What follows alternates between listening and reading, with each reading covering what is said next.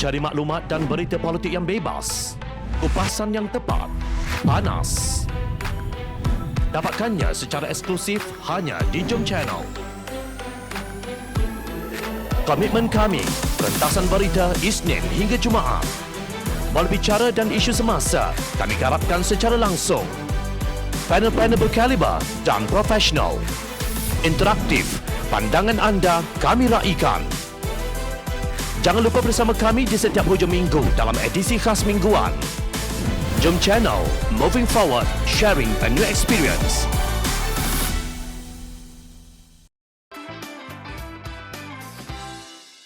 Drone yang buta.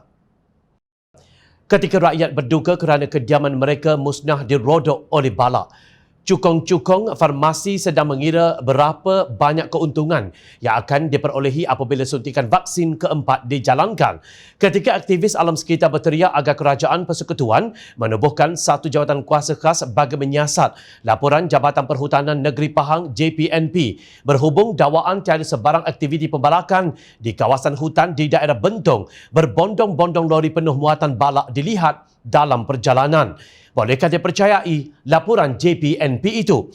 Sebelum itu, pada 27 Disember 2021, Presiden Pertubuhan Pelindung Khazanah Alam PEKA, Puan Sri Sharifah Sabrina Said Akil, memaknai satu video yang memaparkan deretan lori-lori di sebuah lebuh raya. Balak dari mana ni, Bek? Banyak sangat. Balak di mana banyak sangat ni? Ha? Daripada mana? Musang. Oh, Gua Musang. Patutlah banyaknya. Kenapa tak ambil gambar tak? Awak banyak sangat balak. Semasa balik dari Raub ikut highway baru Center Spine, kelihatan berderet lori balak katanya dari Gua Musang, ujarnya.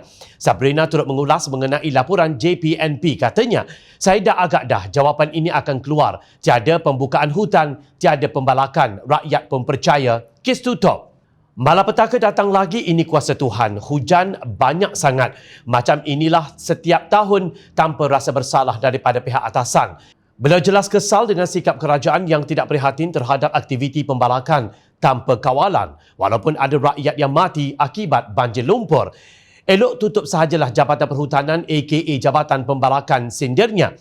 Melihat kepada puluhan video yang dibuat naik oleh netizen mengenai kesan banjir lumpur di Pahang, amat sukar untuk mempercayai bahawa tiada pembalakan berlaku di sekitar kawasan yang dilanda banjir. Anehnya, ketika JPNP menafikan adanya kegiatan pembalakan, pada masa yang sama ia mengeluarkan notis mengenai tuntutan terhadap kayu yang hanyut. Notis tersebut berbunyi, notis awam mengenai kayu tak dituntut telah ditampal di kawasan berhampiran Jambatan Seri Telemong pada hari ini. Mana-mana pihak yang ingin menuntut hak kepunyaan ke atas kayu-kayu balak tersebut bolehlah berbuat demikian sebelum 11 Januari 2022. Menurut notis tersebut, kerajaan negeri dan pihak penuntut adalah tertakluk kepada Seksyen 77 Akta Perhutanan Negara 1984.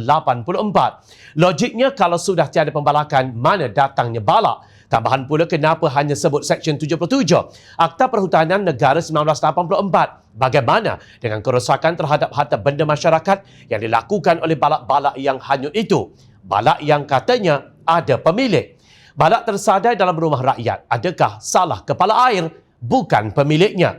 Sementara itu, pensyarah dan pakar hadis Dr. Uzaimir Ramli dalam hantaran di Facebook pada 2 Januari 2022 berkata, siasatan lanjut yang telus diperlukan untuk isu berkenaan. Kepada jabatan yang membuat laporan berkenaan, saya mengharapkan anda berkata benar. Jika tidak, ingatlah pesan Nabi SAW. Tidak ada seorang hamba yang Allah amanahkan untuk menjaga rakyat ketika hari dia mati, dia menipu rakyatnya, melainkan Allah haramkan ke atasnya syurga. Maksud hadis riwayat Al-Bukhari. Kini rakyat Malaysia mula membuat pelbagai komen, lakaran dan kartun yang mengandungi sindiran terhadap pihak yang berkuasa berhubung pengamatan drone yang tidak nampak pembalakan yang sedang bermaharajalela. Rakyat faham pegawai JPNP makan gaji, tapi agak-agaklah rakyat bukannya bodoh. Kini rakyat mempertikai laporan Jabatan Perhutanan Negeri Pahang.